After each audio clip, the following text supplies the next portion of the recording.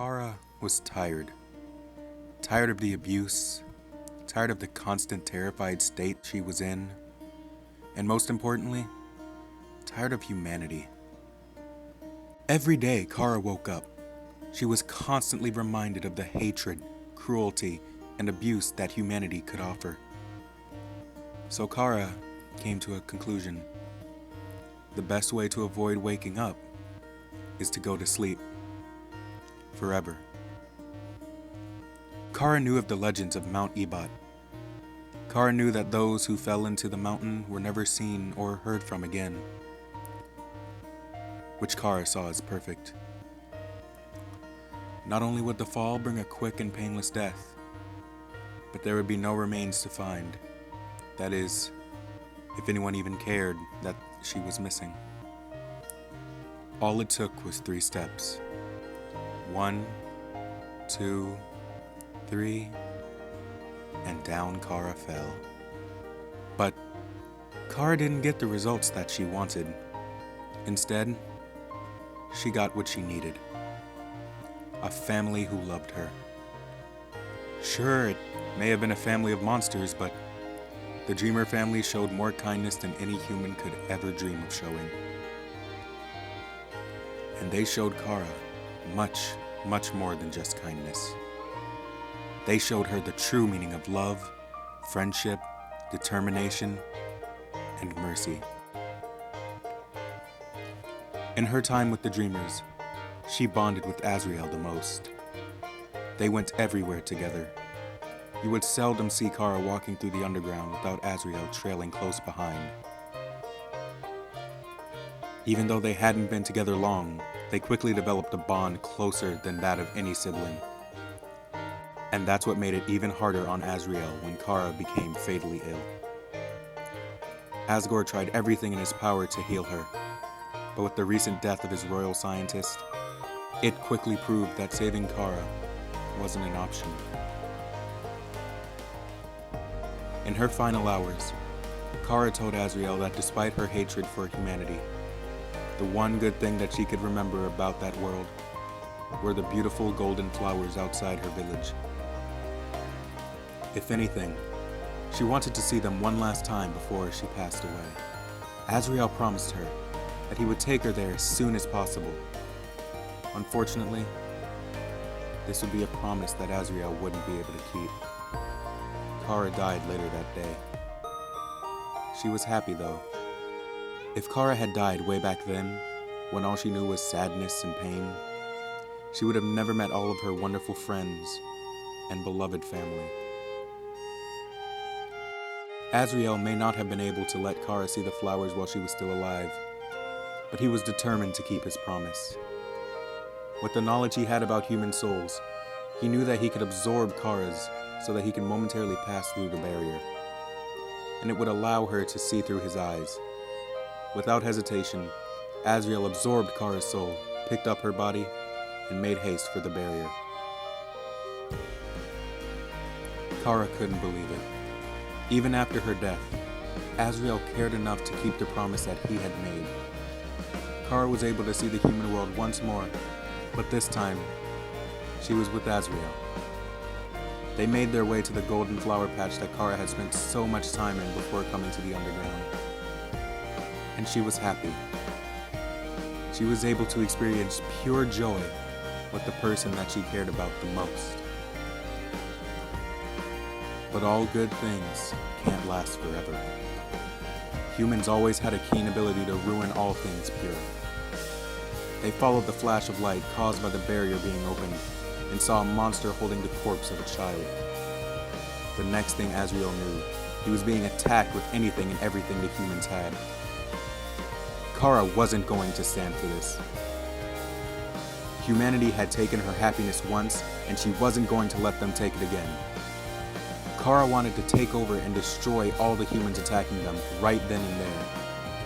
But Azrael stopped her. A choice that would cost the king and queen 2 children in one day. Using the rest of his power, Azrael returned to the underground, badly bruised and wounded. He could only make it to the castle garden, where he collapsed and turned into dust. Azrael would have disappeared completely if it wasn't for Chara. Using whatever determination Chara had left, she saved Azrael by sealing him in a flower, allowing him to live on, but unfortunately, without a body for herself, Chara was stuck as a soul, wandering the underground. But that didn't bother her. Everyone else may not have known that she was there, but she would do her best to comfort the friends she held dear. Enter Frisk, a blank, emotionless child, a victim of circumstance. As a flower, Azrael spent his days luring naive children into the underground in hopes of finding someone like Chara. Unfortunately, he made the mistake of bringing Frisk. Despite being human, he showed no emotion. He showed no feelings whatsoever. It was as if he had no soul. Chara knew that he meant trouble, but nothing could have prepared her for what would happen next. Dust. Countless rooms, towns, and ruins covered in dust. Chara had been forced to witness the complete genocide of the monsters that she loved so much. No matter how hard she tried to save them, the results were always the same. She would call for help, but nobody would come. Chara was about to give up entirely when she noticed that there were only two monsters left, Flowey and Frisk. Even though Chara should have been enraged at Flowey for encouraging all this death and destruction, she knew that deep down, it was still Azrael, desperate for a way to see her again. And that's the exact reason Chara snapped after seeing Flowey being brutally murdered after begging for his life. Now, there was nothing. The world was completely empty. In a world like this, only nothing could exist. And Chara was nothing.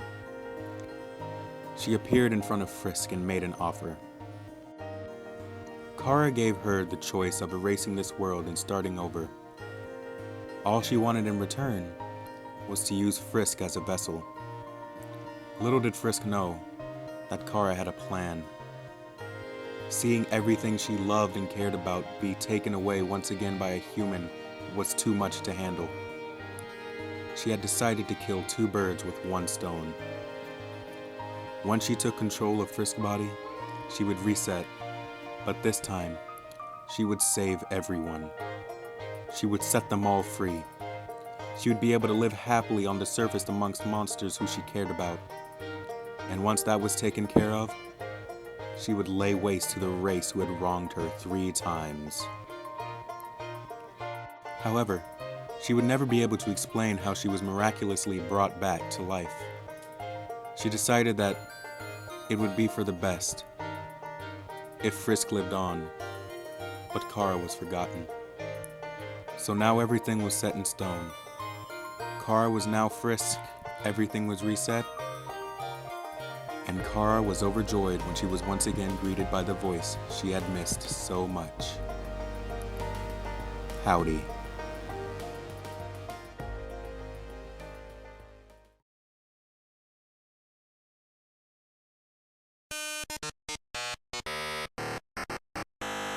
Every day Chara woke up, she was constantly reminded of the hatred, cruelty, and abuse that humanity... Oh, good job, Brandon. Chara knew of the legends of Mount Ebot? Yeah. But she knew that she would never be able to explain how she was miraculously But she would never be able to explain how she was miraculously.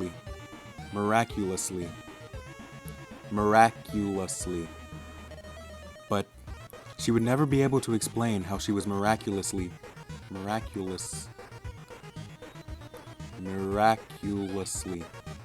But she would never be able to explain how she was miraculously brought.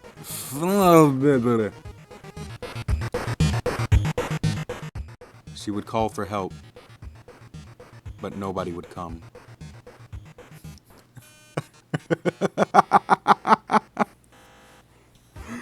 Oh god, I'm so immature. Okay.